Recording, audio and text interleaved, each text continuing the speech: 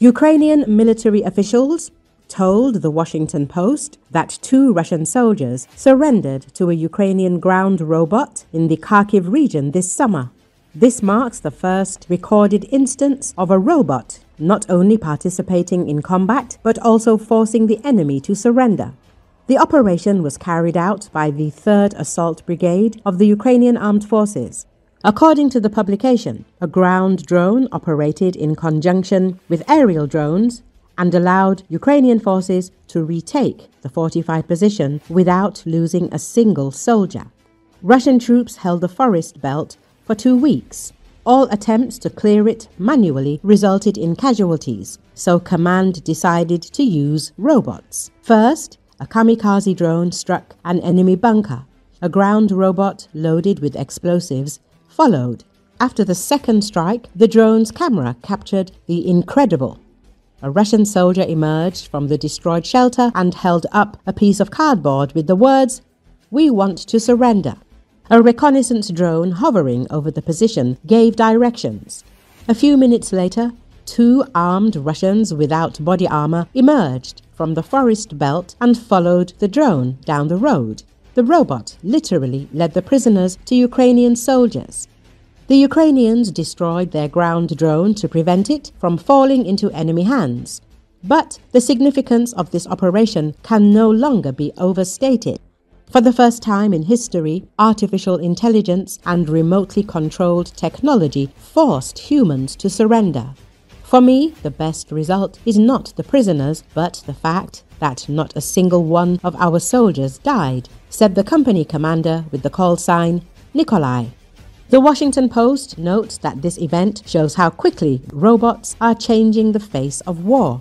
First, they took over the sky, now the earth. In the drone-choked battlefields of Ukraine, where medevac is difficult, the outnumbered defenders are relying increasingly on remote-controlled and robotic ground vehicles, like the ZMI, to clear hazards, deliver supplies, save friendly lives, and take enemy ones. The ZMI is essentially a box on wheels that goes 10 kilometers per hour to a range of 20 kilometers and is armored enough to withstand both mines and FPV drones, according to Rovertech.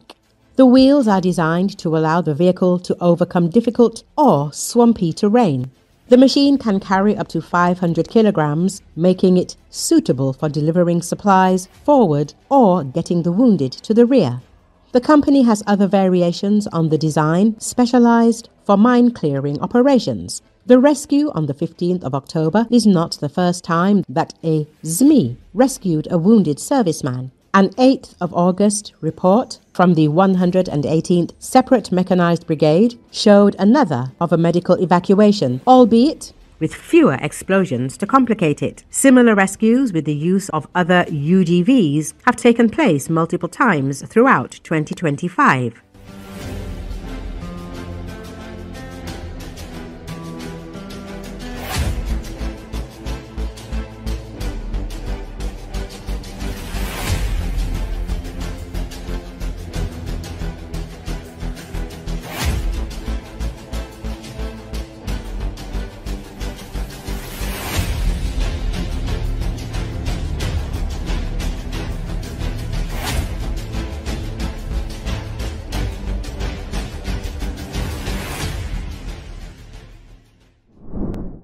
Ukraine's Volodymyr Zelensky reiterated the country's readiness for ceasefire along the current front lines on Tuesday, claiming Russia lost any interest in diplomacy after it became clear Ukraine isn't getting long-range capabilities anytime soon. The discussion on Tomahawks turned out to be a major investment in diplomacy. "We forced Russia to reveal that Tomahawks are precisely the card they take seriously," said Zelensky in his nightly video address. According to Associated Press, it comes as a U.S. official said President Donald Trump's plan for a swift meeting with Russian leader Vladimir Putin is on hold, the latest twist in his stop-and-go effort to resolve the war in Ukraine. The meeting was announced last week and was supposed to take place in Budapest, Hungary, in the near future. However, the idea was paused after a call between U.S. Secretary of State Marco Rubio and Russian Foreign Minister Sergei Lavrov, according to the official, who wasn't authorized to speak publicly and spoke on condition of anonymity. Trump said Monday that while he thinks it is possible that Ukraine can defeat Russia, he's now doubtful it will happen. Шановні українці і українки, зараз вже фіналізували підготовку до зустрічі з європейськими партнерами. Важливі заходи далі по тижню. Перше, буде хороша і багато в чому абсолютно нова угода щодо наших оборонних спроможностей. Угода, яку ми будемо реалізовувати фактично як частину гарантій безпеки для нашої держави, для всіх наших людей, довгостроково. Зараз деталі ще зарано називати, все буде на тижні. Друге, ми чітко на одній сторінці з нашими партнерами щодо дипломатії. Я вдячний кожному за підтримку, за принципову позицію всім країнам, всім лідерам. Україна знов-таки висловила готовність, свою готовність закінчити війну.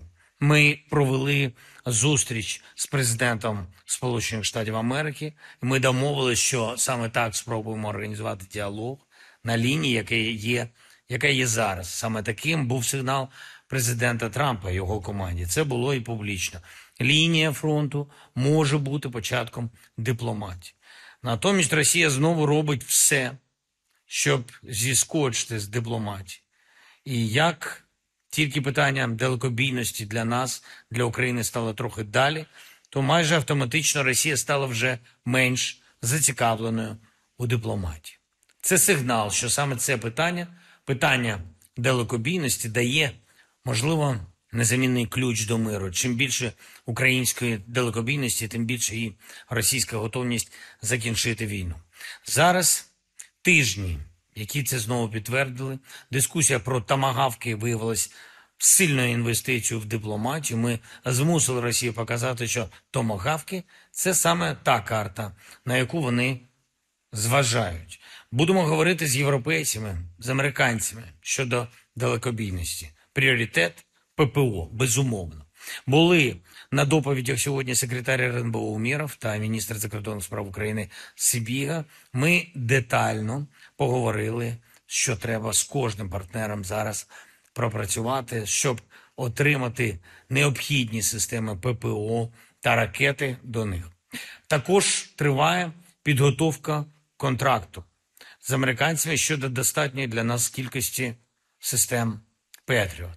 І на ближчу перспективу і більш тривало. Я доручив активізувати цей напрямок. Звісно, сьогодні від ранку багато дуже доповідей щодо відновлення в регіонах після російських ударів по нашій енергетиці. Особливо складна ситуація Чернігівщина, Сумщина, Харківщина та в прифронтових громадах росіяни здійснюють методично, найбільшу у світі за масштабом кампанію терору проти нашої енергетики, проти нашого життя. Я дякую всім в світі, хто нам допомагає, хто не мовчить про те, що відбувається. Щойно я говорив з прем'єр-міністром Іспанії Педро Санчесом про наші енергетичні потреби, про те, що треба для відновлення. Я вдячний за готовність допомогти. Ми домовились і про зустріч, і про нові кроки на підтримку нашої держави, підтримку українців і нашої спільної безпеки в Європі. Я дякую тобі, пане прем'єр-міністре, ще раз за енергетичний пакет. Будуть іще інші зустрічі, інші перемовини. Ми будемо наполягати, що Росія не повинна відчувати навіть відсотка безкарності. 19-й пакет санкцій потрібен.